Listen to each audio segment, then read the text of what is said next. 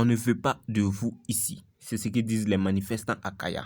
Ce convoi a été bloqué par des jeunes burkinabés qui crient le ras-le-bol de la présence française. Ce jeune, il est un peu trop pour que l'armée française passe tout le temps avec ses armes de guerre, mais malgré le pays est toujours attaqué. Mais quelle est la réponse de la France? Là aussi, par des réseaux sociaux, par des fausses nouvelles, par l'instrumentalisation d'une partie de la presse qui joue contre la France. Certains, parfois même inspirés par des réseaux européens.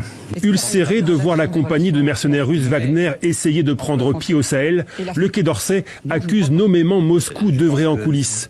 Mais les critiques contre la présence militaire française ne datent pas d'hier. Les guerres d'influence entre puissances suffisent-elles vraiment à expliquer cette défiance qui, de Bamako à Niamey, des réseaux sociaux, il y a une sorte de ras-le-bol de la présence militaire française qui dure depuis 60 ans à peu près. Je n'ai pas de réponse exacte à vous donner sur cette question. Moi, ce que je constate, c'est que nous sommes présents dans la bande sahélo-saharienne à la demande des autorités locales, que si nous n'étions...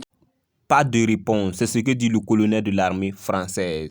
On a tendance que la France ne respecte pas les accords signés avec ses dirigeants. En global, elle ne comprend pas l'Afrique. La France ne comprend pas l'Afrique.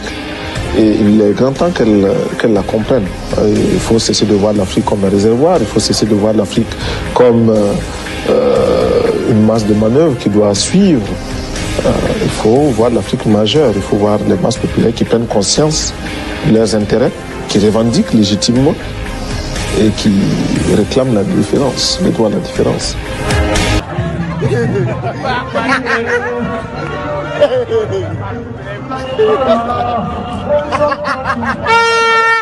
La situation reste assez compliquée effectivement sur le plan sécuritaire, que la solution militaire n'est pas la solution au problème du terrorisme, c'est d'abord une solution politique, une solution économique, une solution sociale. Vous dites un des fondements de la légitimité de la présence, donc ce sont les gouvernements qui ont demandé à la France d'être présents, de participer à ces opérations. Mais ne pensez-vous pas qu'il y a un décalage entre ces dirigeants et leur opinion publique? Parce que tous ces dirigeants-là sont cruellement en mal de légitimité dans leur propre pays. Là, pour cette jeunesse, il faut que la France tienne compte de la légitimité de la présence française dans nos territoires. Sinon, elle joue un double jeu. Elle force nos dirigeants à signer des accords. C'est pourquoi il faut que la France revoie ces accords, sinon elle ne durera pas sur ce continent africain.